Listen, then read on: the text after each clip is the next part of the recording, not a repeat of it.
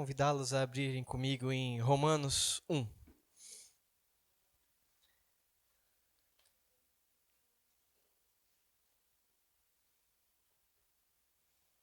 Carta de Paulo aos Romanos. Esse tema que eu vou pregar hoje, ele me veio à mente por causa de uma conversa que eu tive no meu trabalho a respeito da pecaminosidade humana e a respeito também da resposta, a resposta de Deus a esse pecado, que inevitavelmente, devido à sua justiça e santidade, tem que ser e é de ira. Deus se ira quanto ao pecado. E por que Romanos começa com essa parte tão horripilante, né? Porque a Epístola de Romanos ela fala sobre salvação. Ela é digamos que um artigo teológico de Paulo a respeito da salvação e da justificação pela fé. E por onde que se começa quando se fala de uma salvação e de uma justificação? Falando da culpa, obviamente. O ser humano, ele só tem que ser salvo se ele corre um risco. Ele só pode ser justificado se nele habita alguma culpa. E só pode haver alguma culpa nele se ele tem alguma responsabilidade por ter feito algum delito. E é exatamente isso que Romanos 1 fala, né? E é tão importante, amados, a gente saber dessas coisas, a gente ler esses capítulos que falam sobre realmente a depravação do homem e as coisas ruins que ele faz, porque isso implica num julgamento de Deus, numa resposta de ira de Deus. E a gente vive num contexto religioso, numa sociedade que rejeita, de fato, a ideia de um Deus irado.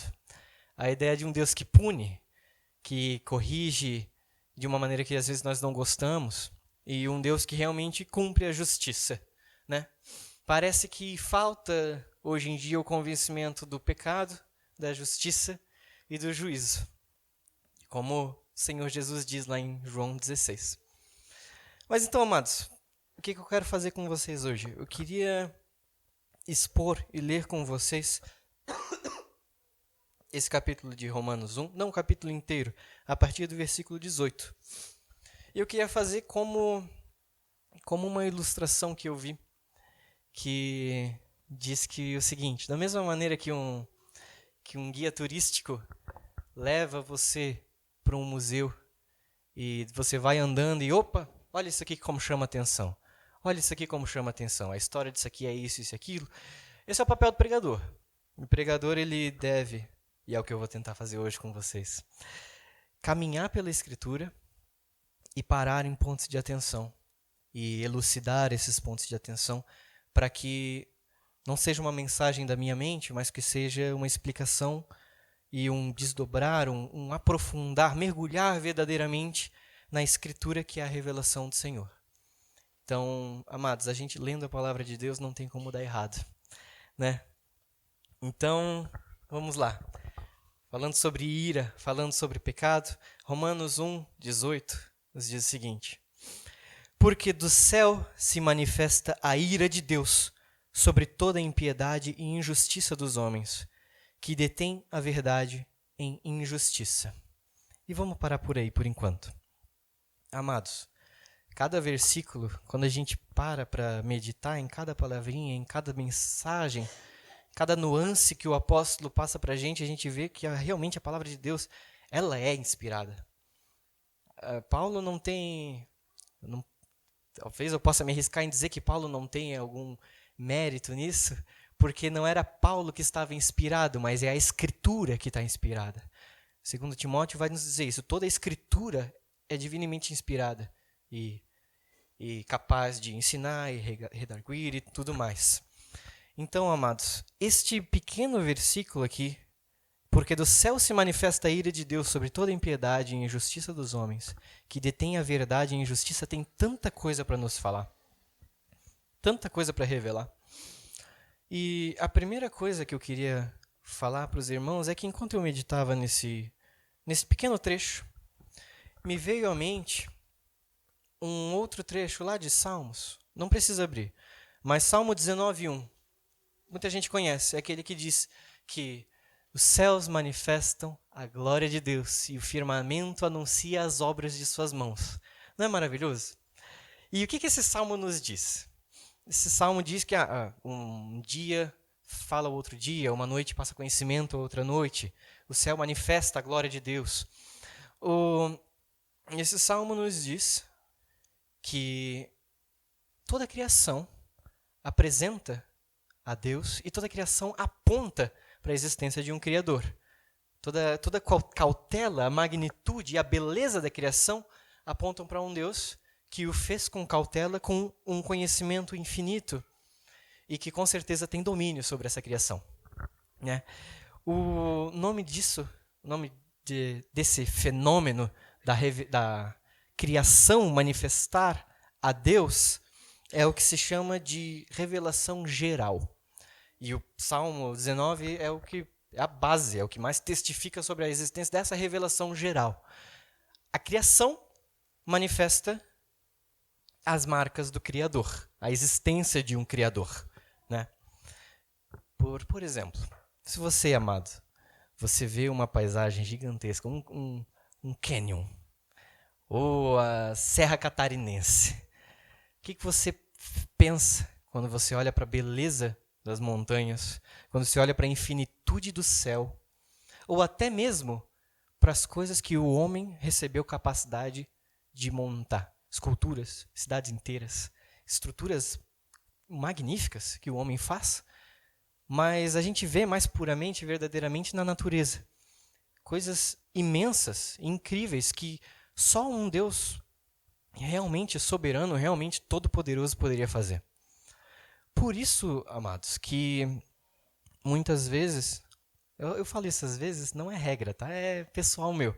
Mas muitas vezes, quando nós estamos orando, quando nós estamos adorando ao Senhor, a gente tem que abrir os nossos olhos. A gente tem que olhar para o além, porque enquanto a nossa boca e a nossa mente se concentram em render louvores ao Senhor, os nossos olhos podem contemplar a obra de suas mãos. É maravilhoso. Vocês já experimentaram orar olhando para o céu? É lindo. Porque, mesmo que muito distante, você contempla a mão do Senhor em tudo que Ele fez. E isso é maravilhoso. Isso é dádiva de Deus e é a revelação geral. É o que o Salmo testifica. O céu manifesta a glória de Deus. O firmamento, as obras de suas mãos.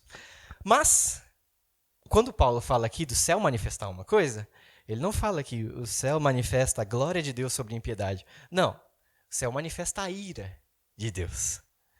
Por que isso, né? Por que esse paralelo? O céu manifesta a glória de Deus, mas o céu manifesta a ira de Deus. É importante nós falarmos que Deus se ira, né? Já falei isso na introdução. O Salmo 7 nos diz, com mais ênfase ainda, que Deus é um juiz justo, um Deus que se ira todos os dias.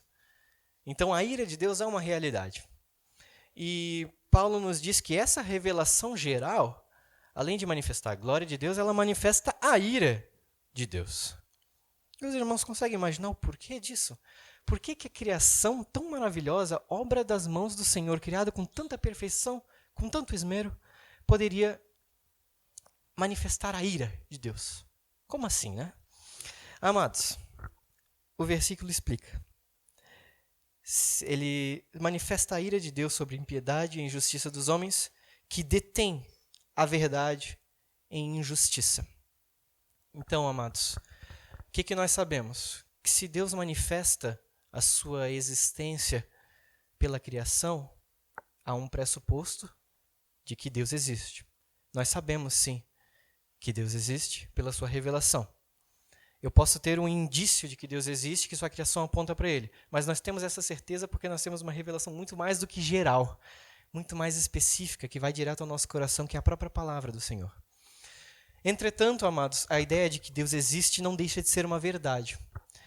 E quando o homem contempla a revelação geral, contempla os céus infinitos, a beleza do degradê do azul do céu, o brilho maravilhoso do sol, e diz, nossa, não deve existir um Deus.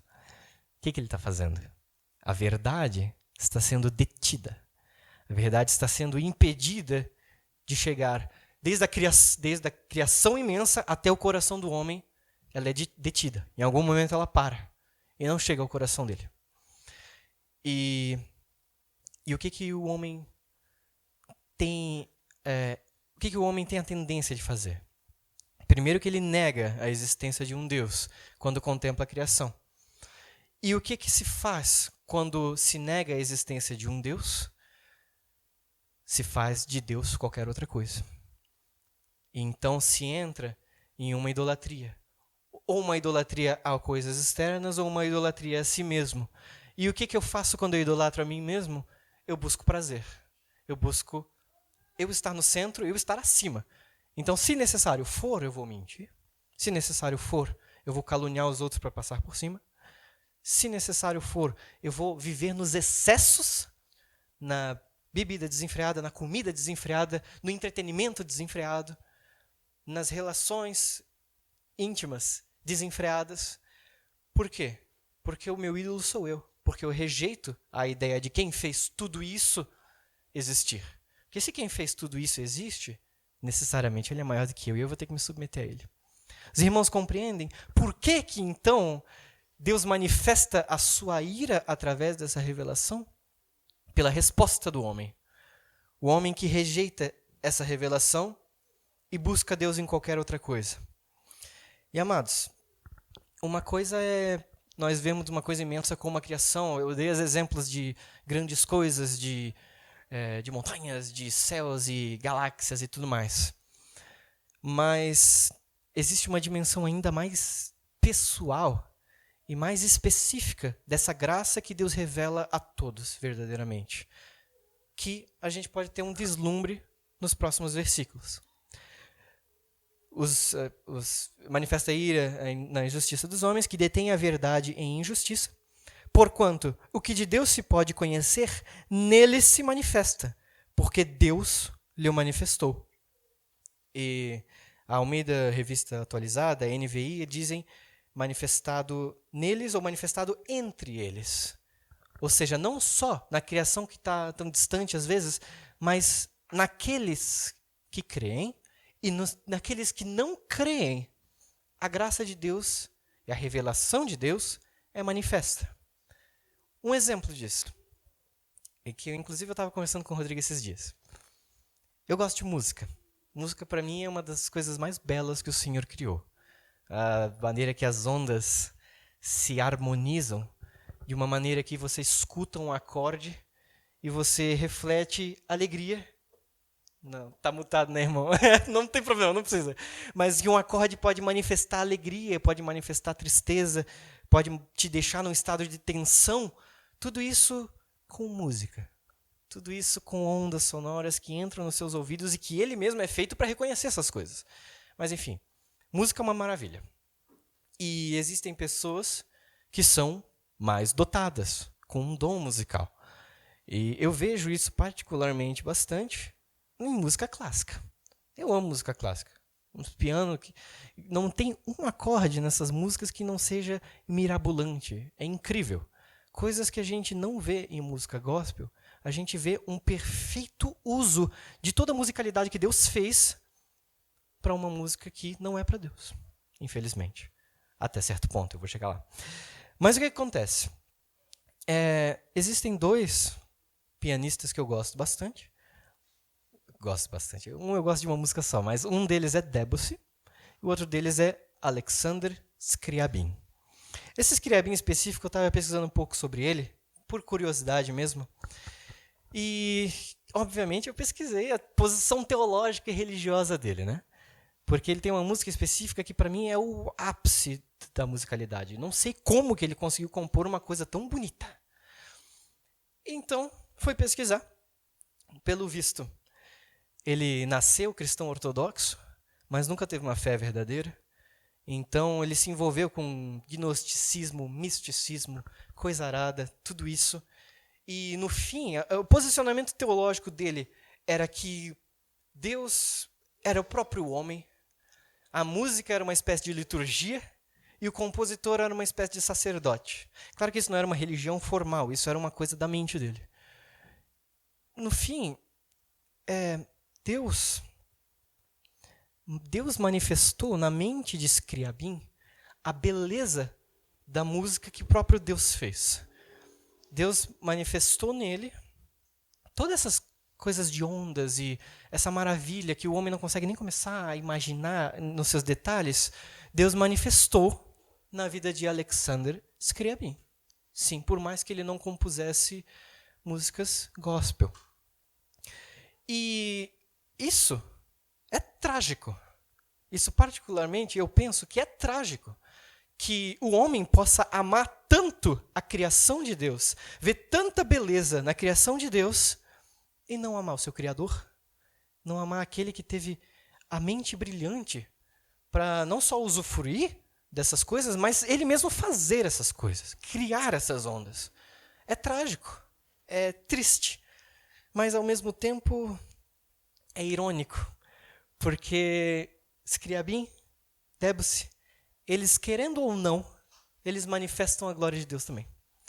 Da mesma maneira que o céu não pensa quando ele vai manifestar a glória de Deus, Scriabin, que é ateu, também, às vezes, talvez não pense que está manifestando a glória de um Deus todo-poderoso que fez que deu toda a capacidade, que fez todo o contexto para que ele criasse essas músicas belas. E no fim das contas, amados, ele teve a oportunidade de ver a mão de um Criador em tudo isso, mas o rejeitou. No fim das contas, a música para Scriabin é não revelação para salvação, mas revelação para condenação. Porque ele teve a oportunidade, ele teve talvez a capacidade de ver a Deus na música, e o seu coração não o deixou. E ele não viu. E ele vai prestar contas por causa disso. Muita gente vai prestar contas porque pôde ver a Deus, mas não o viu. Então, amados, é trágico, porque o homem pode ver a criação olhando para si, pode ver a Deus olhando para cima, pode ver a Deus olhando para o horizonte, pode ver a Deus olhando para si mesmo, mas não o faz. E Paulo continua falando sobre isso, e ele parece que ele vai numa ladeira abaixo para mostrar a corruptibilidade do homem e a maldade do seu coração. Porque tudo começa, amados, quando o homem rejeita o Deus que criou todas as coisas. E daí tudo vai ladeira abaixo. Como ele disse no 19, que Deus lhe manifestou, e explica no 20. Porque as coisas invisíveis, desde a criação do mundo, tanto o seu eterno poder como a sua divindade, se entende e claramente se veem pelas coisas que estão criadas, para que eles fiquem inexcusáveis. Então, sim, eles poderiam ver o Criador em tudo isso. Claro que eles não teriam a mensagem da salvação, a pessoa de Jesus Cristo em tudo isso, mas o próprio Deus é revelado nisso. A criação aponta para um Criador. A maneira que todas as coisas são organizadas na criação aponta para um Criador não só poderoso para criar, sábio para criar, mas compassivo para manter. Toma, por exemplo, um argumento que Paulo usa no... não é no Areópago? É no Areópago? Deixa eu ver, amados. É em Atos 14. Não, em Listra. Um dos argumentos que Paulo fala sobre a existência de um Deus, aquele pelo qual, a quem os habitantes de Listra deveriam se arrepender, é que, contudo, não se deixou a si mesmo sem testemunho. Deus não simplesmente é e não se manifesta para a criação. Ele não se deixou a si mesmo sem testemunho. Beneficiando-vos lá do céu, dando-vos chuvas e tempos frutíferos, enchendo de mantimento e de alegria os vossos corações. Então, olha só, amados. Deus, além de criar todas as coisas, ele dá a chuva ao seu tempo certo. Ele dá o sol ao seu tempo certo. A rotação de tudo da maneira e da medida certa, para que tudo seja mantido e para que o nome dele seja glorificado e seja estampado na criação. Eu criei essas coisas. E além de criar, além de manter, Deus põe no coração do homem a eternidade, digamos assim. Lá em Eclesiastes vai falar que Deus pôs a eternidade no coração do homem. E até mais adiante, vai dizer que o homem conhece a justiça de Deus, que são dignos de morte e que os que tais coisas praticam. Então o homem, além de ter revelação de Deus acima e adiante, em si mesmo, ele sabe que há algo a mais do que essa vida terrena, e ele sabe que algum dia haverá uma prestação de contas. Todo homem sabe disso. Todo homem tem essa noção. O homem nega, mas o homem sabe. Isso é uma coisa que Calvino chamou de sensus divinitatis. O senso do divino que todo homem tem. Que há algo a mais. Não é somente uma evolução do acaso. Até aqueles que creem na evolução daquele jeito que Darwin explica, sabe que não pode ser um Big Bang do acaso. O que teve antes do Big Bang? Tem que haver uma causa para a causalidade. Tem que haver uma causa para as coisas, para tudo. E uma causa, tendo uma causa, tem que ter uma causa inicial que não foi causada. Uma causa inicial que não foi causada tem que ser o próprio Deus. Enfim, amados, vocês estão me compreendendo? Olha como o homem nega o Senhor. E o que é, às vezes, desconfortável para muitos é justamente essa frase que Paulo fala, para que eles fiquem inexcusáveis. Às vezes a gente pensa, eu espero que não, mas às vezes as pessoas pensam que aqueles que não ouviram falar do Evangelho são inocentes e no fim, no dia do juízo, Deus vai falar, amado filho, coitado, você não pôde ouvir as boas novas, né? Venha cá. Não vai ser assim. Não existe quem esteja inocente diante de Deus, porque todos são inexcusáveis. Isso se aplica ao rico, ao pobre, ao analfabeto, ao inteligente, ao civilizado e também àquele índio que vive no meio do nada, que nunca viu um terno na sua vida. Se aplica a ele também. São inexcusáveis. E falar de alguém que está no meio do mato é muito simples. Mas eu quero trazer uma provocação para os irmãos, que às vezes a gente olha para os nossos amigos, a gente olha para os nossos parentes, e a gente vê eles talvez como excusáveis. A gente vê pessoas boas no nosso redor, pessoas que realmente são piedosas, são caridosas. E, amados, se isso nos desmotiva a evangelizá-las, se isso nos dá uma carta branca para dizer, eu não vou trazer uma mensagem de arrependimento, porque o que ele vai se arrepender? Ele é tão bom. Se isso nos desmotiva, amados, então nós podemos dizer que temos talvez sangue em nossas mãos. Porque ninguém é desculpável diante de Deus. Aquela pessoa boa que você conhece no seu trabalho, o seu parente que nega ao Senhor, mas que talvez busque a Deus em outros lugares, um misticismo maluco, um espiritismo maluco, se você vê sinceridade nisso, por mais que não seja o Deus das Escrituras, saiba que essa pessoa também é inexcusável e ela precisa do Evangelho. E ela precisa que você que conhece o Evangelho a diga isso. Porque Deus não a vê como inocente. Amém, amados? Confortável a palavra, né? Amados, as pessoas ao nosso redor, elas não estão seguras até o momento que elas estiverem rendidas, arrependidas, realmente nos braços do Senhor. A gente tem essa mania de diminuir o pecado do homem, até um ponto que a gente às vezes olha para o pecado de Adão e pensa que não foi tão ruim. A gente olha para Adão que comeu fruto e pensa, poxa vida, foi só um fruto, ele estava com fome, né? Também teve a serpente que enganou os dois. Deus não precisava ser tão duro assim, né? Para amaldiçoar não só Adão, mas também a criação inteira. Não, amados. Adão também era inexcusável. Ainda mais do que o índio lá no meio do nada. Porque Adão, além de ter a própria pessoa do Senhor, o dizer, você pode comer de tudo, menos disso. E ele pensar consigo mesmo, talvez o testemunho desse Senhor não seja tão verdadeiro. Talvez parte da revelação que ele escolheu não me dar esteja realmente em comer esse fruto que ele disse que eu não posso comer. Vê como não faz sentido? Ou talvez esse Deus Todo-Poderoso esteja errado e a serpente, que é a criação dele, esteja certa. Não faz sentido? Não faz sentido. Amados, e da mesma maneira, Deus se manifesta de maneira geral para aqueles que nós amamos. E se aqueles que nós amamos dizem que talvez a revelação de Deus não seja necessariamente o que Deus disse, mas o que eu penso que é, o que eu quero que seja, eles não estão seguros. Eles precisam da mensagem do Evangelho.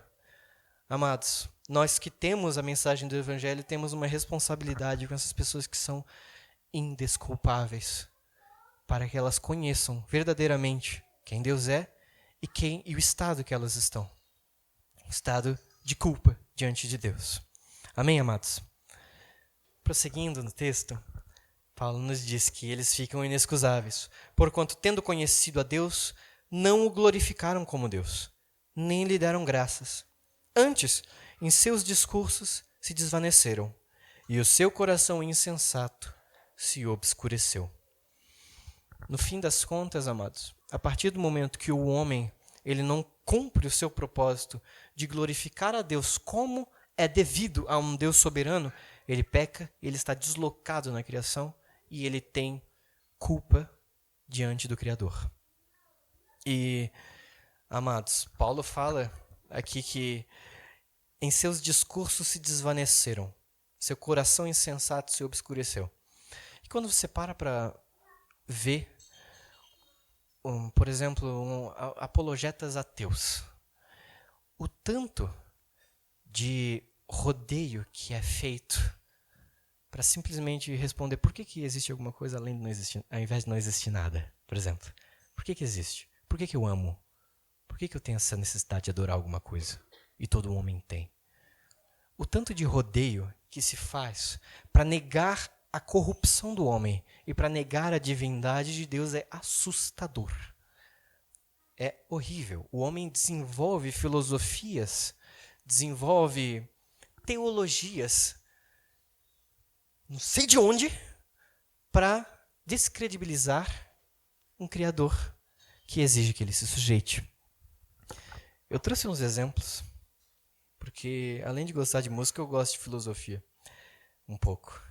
E existe dois caras que eu lembro desde a escola. Foi a única coisa que eu aprendi da aula de filosofia, ou sociologia, não lembro, que ficou na minha cabeça. O resto eu esqueci.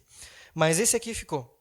Que são dois homens que tinham ideias contrárias. Jean-Jacques Rousseau e Thomas Hobbes. Jean-Jacques Rousseau dizia que o homem por si só, ele era bom. O homem é bom, não tem corrupção no coração do homem. Mas a sociedade que está ao seu redor o corrompe. Então a sociedade tem que ser transformada para que, além do homem ser bom, a sociedade também seja boa e não haja essa corrupção. Thomas Hobbes já dizia, não, o homem é mau. Acertou, maravilha. Só que é dever do Estado corrigi-lo. E então ele acerta num ponto e diz que o homem é mau. Tá, eu me rendo, o homem é mau. Mas a redenção que ele precisa não vem de Deus, vem do Estado. O Estado vira o redentor, o governo vira o redentor. Tudo isso, você percebe que trata de coisas que são da vida do homem, coisas que são filosóficas e antropológicas, que é a maldade do coração do homem, coisas que deveria ser corrigida e tratada por aquele que fez o homem. Mas não, o homem faz suas filosofias para tirar Deus da equação, para que Deus não seja um ponto importante da história, para que Deus não seja um ponto importante na minha vida pessoal. E o homem faz esses rodeios. E daí, os seus pensamentos tornam-se vazios. Outras traduções dizem, eles tornam-se nulos no seu próprio raciocínio.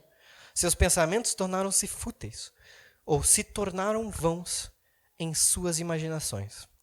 Amados, não tem como o homem ser desculpável quando há tanto rodeio para tirar Deus da equação. E se filosofia não é o que você gosta, Paulo diz, dizendo-se sábios, tornaram-se loucos. Talvez um gênio da metafísica vá convencer você que realmente não adianta ser sábio, precisa de submissão a Deus. Stephen Hawking, cara era brilhante, cara era um gênio. Realmente, os artigos que ele escreveu, as coisas que ele pesquisou são incríveis. Entretanto, caso os irmãos não saibam, ele foi estudante sobre Big Bang, buracos negros, gravidade quântica e um monte de coisa que eu nem sei dizer o que é, mas é coisa muito louca. E ele também expressa, depois de vislumbrar toda essa complexidade, essa coisa maravilhosa que é a própria dimensão do tempo, que coisa que ele estudou, ele diz: eu acredito que a explicação mais simples é que não existe um Deus. Ninguém criou o universo e ninguém dirige o nosso destino. Como assim? Como assim? E é incrível que em alguns momentos ele já foi questionado. Por que então, já que você estuda todas essas coisas, por que existe alguma coisa ao invés de não existir nada? Porque ele sustenta que se o universo existe e ele tem leis, ele pode surgir por causa dessas leis. É uma maluquice. Eu nem entendi ao certo. Desculpa, irmãos, eu não fui a fundo para entender o argumento dele, mas a ideia que em todo momento ele desvia essa pergunta. Por que existe alguma coisa e não existe nada? Essa pergunta é desviada para que o centro seja a contemplação da criação e não a contemplação e a existência do Criador. Para nós, essa pergunta é inevitável. Por que existe alguma coisa? Tem que existir um Deus. Tem que existir um Criador, um princípio de tudo. Mas o homem, mesmo o mais sábios dos homens, se eles não se submetem a Deus e à existência desse Deus, eles tornam-se loucos. Eles tornam-se malucos, nulos em seu conhecimento. E o que eles fazem? Versículo 23. Mudaram a glória do Deus incorruptível em semelhança de imagem de homem corruptível, e de aves, e de quadrúpedes, e de répteis.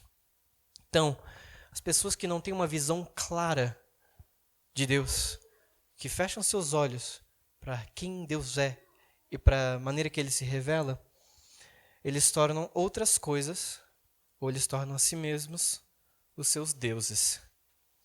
E, amados, esse próprio fenômeno, ele é, digamos, apontamento para a existência de um Deus que deve ser adorado. Porque o homem em si, ele sente a necessidade de adorar alguma coisa. O homem não consegue não adorar alguma coisa. É claro que é mais confortável para o homem que ele adore a si mesmo. Ou que ele adore o seu trabalho, visando uma carreira explosiva.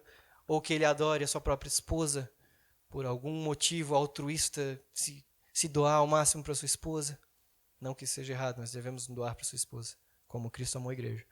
Mas o homem tem que adorar alguma coisa.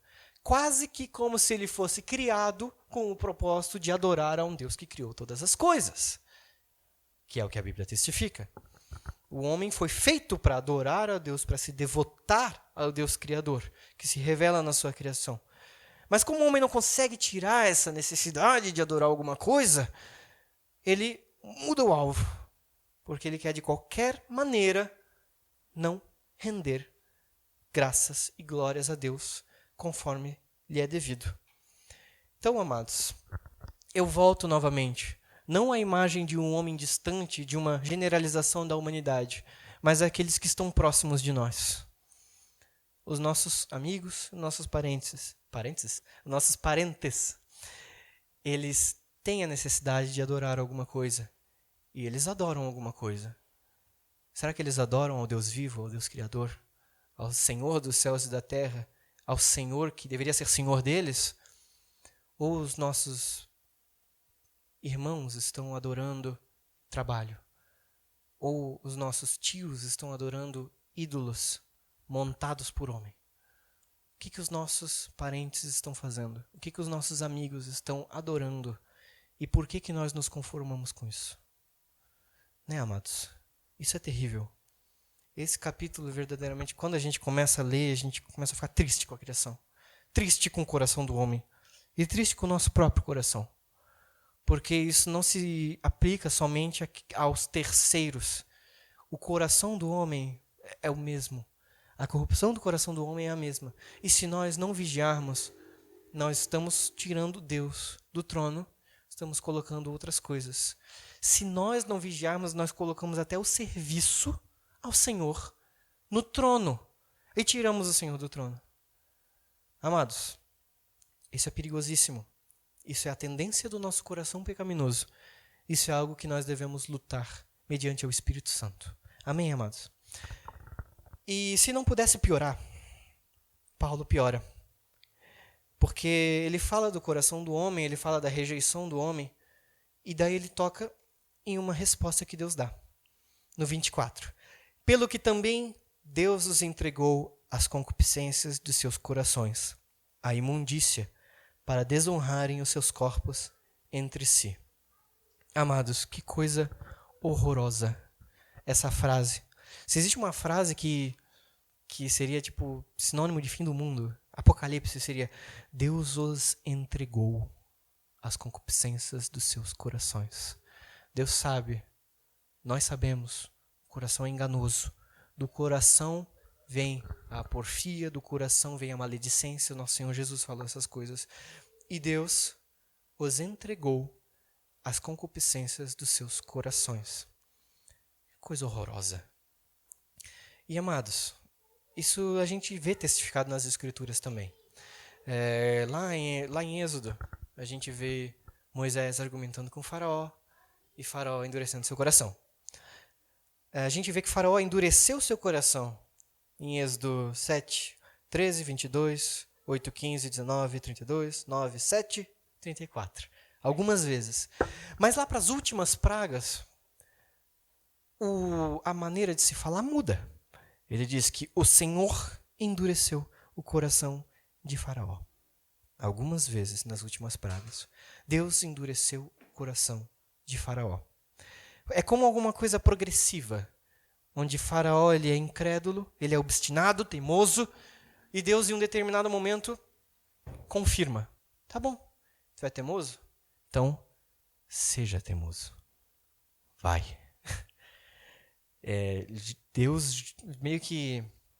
Qual que foi a frase que eu escrevi aqui? Que ficou bem bonitinho.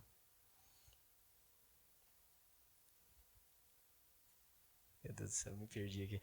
Mas Deus confirma a incredulidade do coração do homem em um determinado momento. Qual que é o limiar para que Deus entregue a pessoa à sua própria concupiscência? A gente não sabe. Isso é uma coisa da pessoa com Deus. Tanto é que Paulo respirava ódio aos cristãos. Paulo assassinava, puxava das casas e matava pais na frente de filhos, filhos na frente de pais, por causa do Evangelho. Perseguia não somente a igreja de Cristo, mas o próprio Cristo, como o Senhor testificou quando se revelou a ele.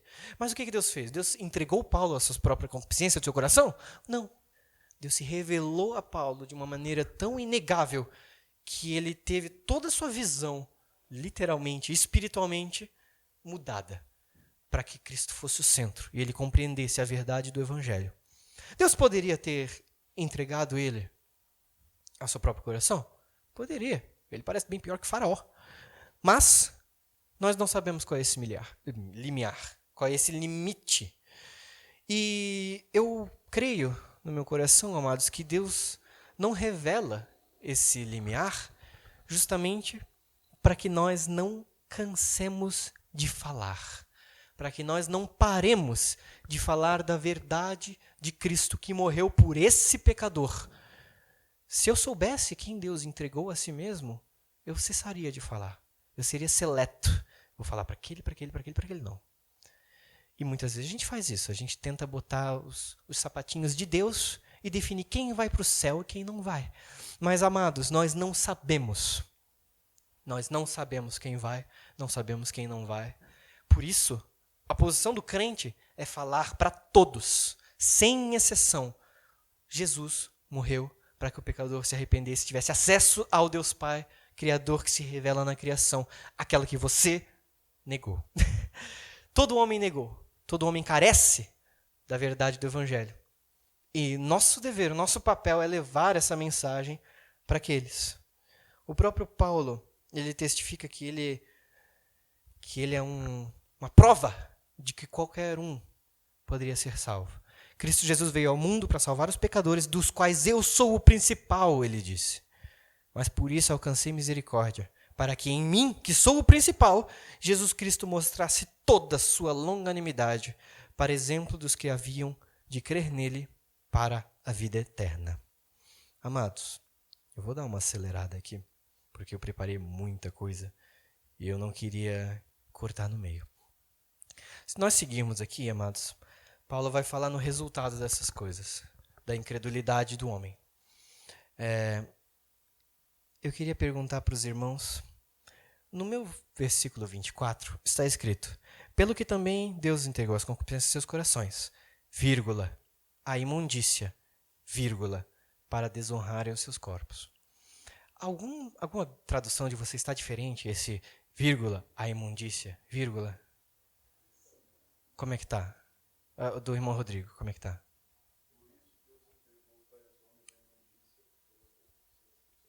Uhum. É a mesma? Como é que está?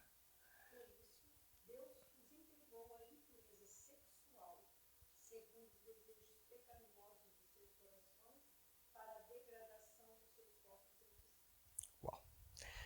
Terrível, né? O que acontece? Quando eu li, eu confesso, eu achei que isso aqui era um caso de vírgula explicativa. A concupiscência dos seus corações, a imundícia, como se fosse a mesma coisa. Concupiscência dos seus corações, a imundícia. Mas a ideia do texto original, que é a ideia que essas outras traduções também tentam passar, é que é uma progressão.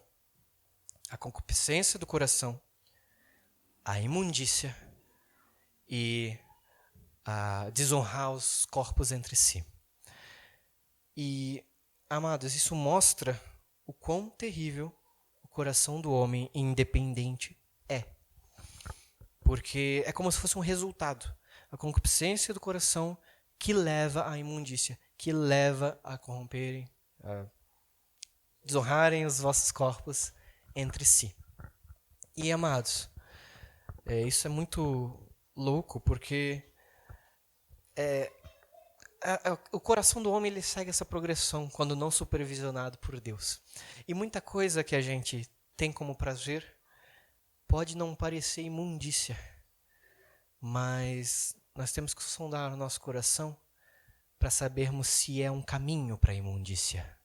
Se aquilo que nós temos prazer é graça de Deus ou se é concupiscência do nosso coração que nos levará à imundícia, que nos levará a desonrarmos os nossos próprios corpos. Paulo aqui fala sobre impureza sexual, sim, e nós vemos um tipo especial de devassidão nas pessoas que chegam ao ponto de terem o seu corpo simplesmente como instrumento de prazer desenfreado, de ter a relação sexual como um esporte. Nós vemos a tristeza de ver o homem chegar a esse ponto. Mas o homem chegou a esse ponto porque antes houve imundícia, antes houve a concupiscência do coração. Isso nos dá ainda mais motivos para analisarmos nosso coração, para varrermos sempre, deixarmos limpo o nosso coração e não deixá-lo vazio, obviamente, mas enchê-lo com o Senhor, porque a concupiscência do coração leva à imundícia e leva à desonra do corpo. Amém, amadas? Glória a Deus. Amados, tudo isso Paulo testifica porque o homem mudou a verdade de Deus em mentira. Então ele tem como verdade, dá crédito de verdade aquilo que não o é. Então o mundo vai falar para você que relação à vontade é alegria. Deus vai falar que não é. O mundo vai falar para você que você pode ser desbocado, que isso é bom, porque daí você alivia a sua raiva falando coisas, torpezas. Deus vai falar que não, a sua boca é para edificação. O mundo vai falar que você pode ter prazer no seu corpo e no corpo de outras pessoas. Deus vai falar que Deus o fez para um par, para que vivessem juntos e santificou a relação do leito conjugal. Então, amados, essas coisas que nós temos por mentira, eles têm por verdade. E é a nossa responsabilidade mostrar essa verdade. E, amados, para vocês terem uma ideia, eu ia até o capítulo 3, mas eu vou pular para o capítulo 3 e parar para refletir um pouco com os irmãos. Se tem um termo que a gente poderia classificar essas pessoas, essas que negam a revelação de Deus, essas que Deus talvez abandone, essas que rejeitam a verdade de Deus e acreditam e têm como verdade a mentira, se nós tivéssemos um termo para classificar, para rotular essas pessoas, não devemos rotular, mas se nós tivéssemos que rotular, acho que um termo bom seria escravo do pecado, que é o que a Bíblia testifica, que o homem ele é escravo do pecado. Dessa maneira, ele está sujeito a ordens de alguém que é o seu dono, digamos assim. Então, a sua liberdade está sujeita a isso. A sua vontade está sujeita a isso. A sua mente e os seus olhos estão sujeitas ao pecado, porque são escravos do pecado. Mas aí a gente para de olhar um pouco para os outros e a gente começa a olhar um pouco para nós mesmos. O Senhor Jesus, ele diz que, em verdade vos digo que todo aquele que comete pecado é servo do pecado. E há muitos anos atrás, Salomão testifica na sua oração: quando o teu povo pecar contra ti, porque não há homem que não peque. E daí continua com a sua oração. E ainda Davi fala: em iniquidade eu fui formado, e em pecado me concebeu a sua mãe. Me concebeu a minha mãe. Então, o pecado ele é universal e ele é desde o nascimento. E Paulo ainda confirma em Romanos 3:23. Porque todos pecaram e destituídos estão da glória de Deus. Então, amados, quando nós olhamos para esse trecho, de Romanos 1, nós vemos as outras pessoas sim, mas nós devemos nos ver. Talvez da maneira que nós éramos ou da maneira que ainda nós somos. E, amados, todos pecaram e estão destituídos da glória de Deus. Paulo fala antes que não há um justo, não há um sequer, não há quem entenda, não há quem busque. Todos se extraviaram e juntamente se fizeram inúteis. Que horror, amados. E o homem está destituído da glória de Deus. Essa palavra destituído, eu acredito que essa tradução da Ferreira de Almeida está um pouco infeliz nesse trecho aqui, porque a palavra de destituído, estéreo, ela dá o sentido de vir com bastante atraso, ou ser inferior, ou falhar e estar ausente. Então, o homem falhou com a glória de Deus. O homem não conseguiu acompanhar a glória de Deus. O homem falhou. Nós falhamos. Nós falhamos em dar glória a Deus que Ele é devida. Falhamos em refletir a imagem de Deus a qual Ele nos fez semelhança. Nós falhamos em usar o nosso corpo da maneira devida. Nós falhamos em falar o que é devido. Falar o que Deus fez a nossa boca para falar. Nós falhamos em alcançar a recompensa que Deus dá para aqueles servos que são fiéis. Nós somos falhos. O homem é falho. Mas que bom que a Bíblia não acaba aí. Porque Paulo prossegue. Sendo justificados gratuitamente pela sua graça, pela redenção que há em Cristo Jesus. Glória a Deus, amados. Eu estava pensando e meditando. Meu Deus, eu vou trazer a mensagem da salvação de novo. Eu vou falar sobre o pecado do homem, sobre a redenção que há em Cristo Jesus. Mas, amado, se eu cansar de falar disso, do que eu vou falar? E eu temo que nós estejamos nós tenhamos essa sensação às vezes. Estamos cansados da história da redenção. Estamos cansados de falar para o homem que ele é pecador e que ele precisa se arrepender. E nós buscamos artifícios para atrair os homens porque a palavra do evangelho cansou, se tornou-se velha. Não! Eu insisto em trazer a palavra da redenção sem firulas, porque a pureza do evangelho consiste nisso, em nós percebermos que somos pecadores, que somos devedores, que não cumprimos com as exigências de Deus e desonramos a imagem da qual nós fomos feitos e precisamos de uma redenção. Precisamos que uma mão se abaixe para que nós peguemos. E é isso que Paulo fala, sendo justificados gratuitamente pela sua graça. Paulo aqui usa um termo jurídico, justificado. O homem tem uma culpa e ele é declarado justo, ele é declarado reto. No tribunal, o martelo é batido e, pum, é justo, não vai para a cadeia. E é maravilhoso que isso vem pela graça do Senhor, porque se nós falhamos, nossa mente está obscurecida, nosso coração é enganoso. Que esperança nós temos, senão no Senhor? Que esperança nós temos, senão na graça e no agir que Ele vem em direção a nós? E, amados, meu Senhor amado, o Senhor é muito bom.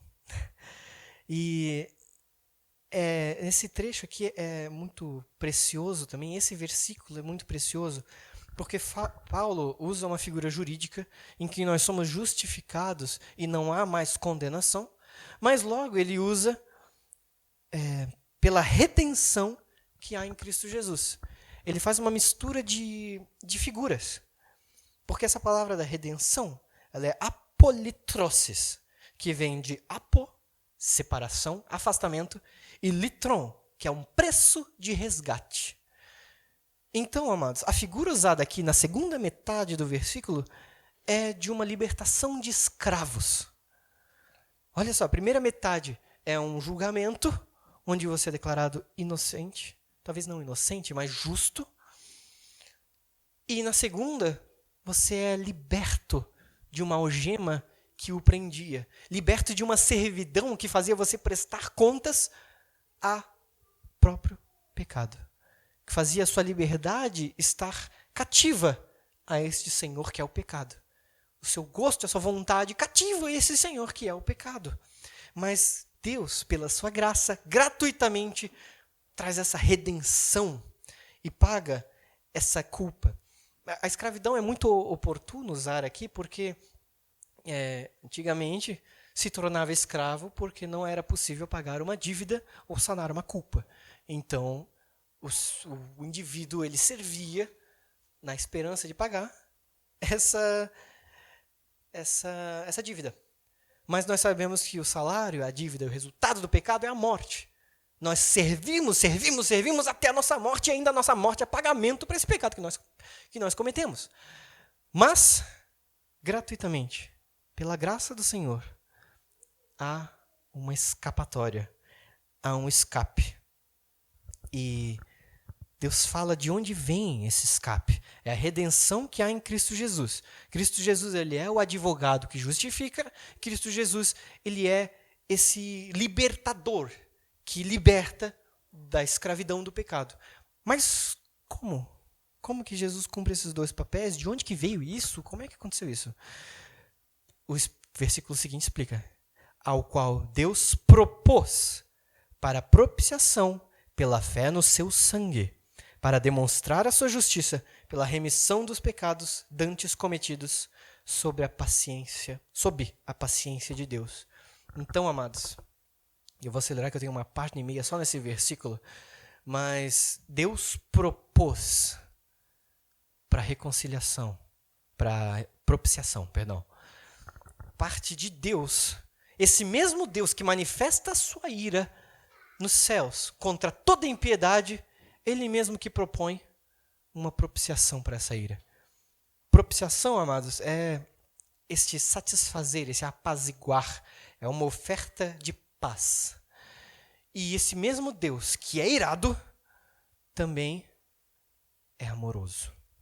Até porque existem dois pilares, amados, para a obra de redenção. A justiça de Deus tem que ser feita. Um dos pilares é a justiça. Deus não pode encobrir o pecado e levar para o céu um homem sujo, que ainda está imundo nos seus delitos. A justiça vai ser cumprida. A ira de Deus vai ser despejada. Mas o segundo pilar da redenção é o amor de Deus. A justiça, ela foi despejada por completo. Essa mesma ira que os céus manifestam foi despejada em Cristo Jesus. A nossa oferta de paz, a maior manifestação do amor de Deus é o fato que essa ira reservada a nós foi despejada no seu Filho unigênito. Glória a Deus. Essa é a mensagem do Evangelho. Essa é a mensagem que nós temos que levar para o mundo todo. E pela fé no seu sangue, ou seja, pela fé na sua morte, há a remissão dos pecados dantes cometidos sob a paciência de Deus.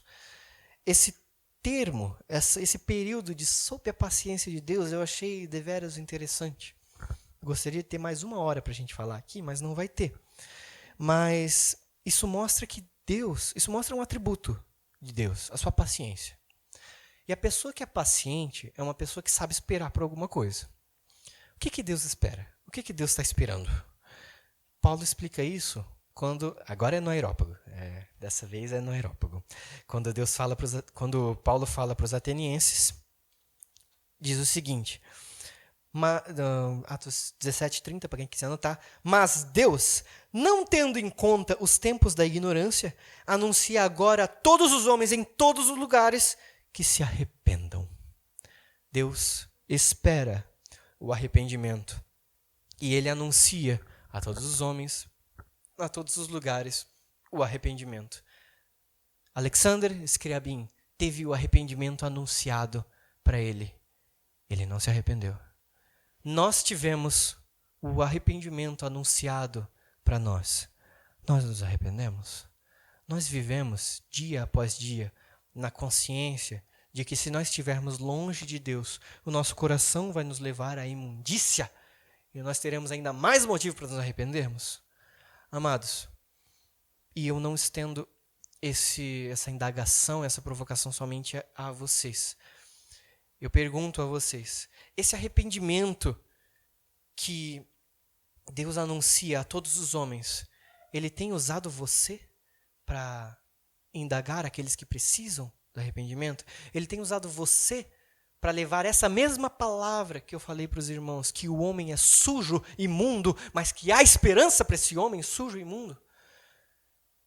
Os irmãos têm levado essa palavra consigo, o nome do Senhor, a bandeira de Cristo, por onde nós andamos? Amados, Deus chama para o arrependimento, Deus chama para a fé.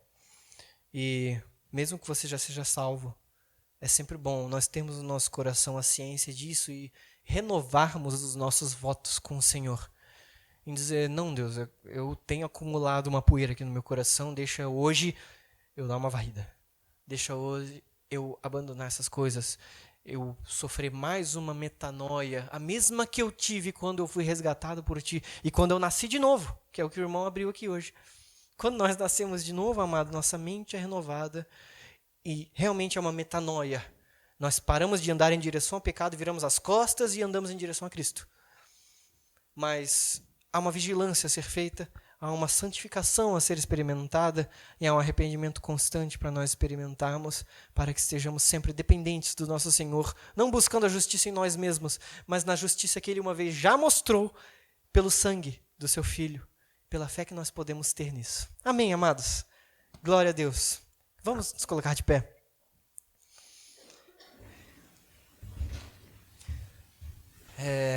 Lembre-se de tudo isso que eu falei, irmãos. Lembre-se de contemplar a Deus na sua criação.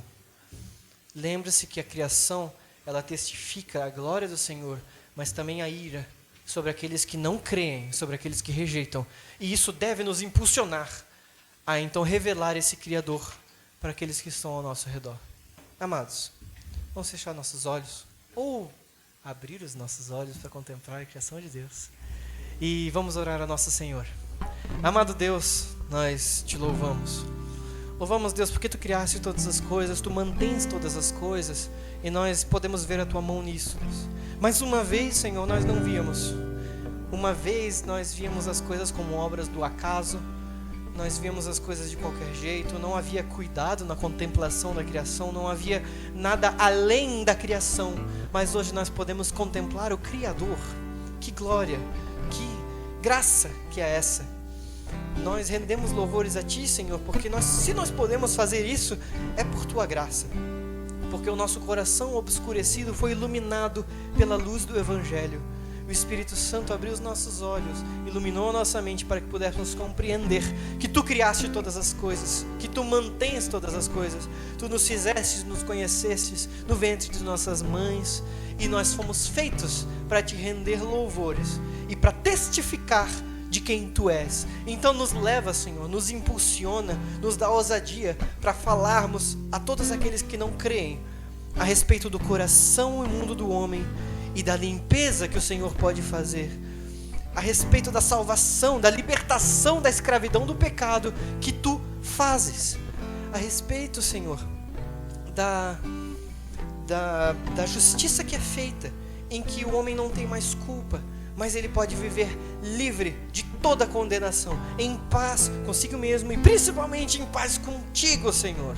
Deus querido, que essa mensagem nos mova, que essa mensagem nos faça, por ela mesma, estar equipado, Senhor, para combatermos toda hoste, toda imundícia que o inimigo põe na mente das pessoas, mas que a Tua luz brilhe através da nossa pregação e que nós possamos ser embaixadores do Teu reino, levando a Tua palavra para os 4 cantos da terra e para onde o nosso horizonte alcançar.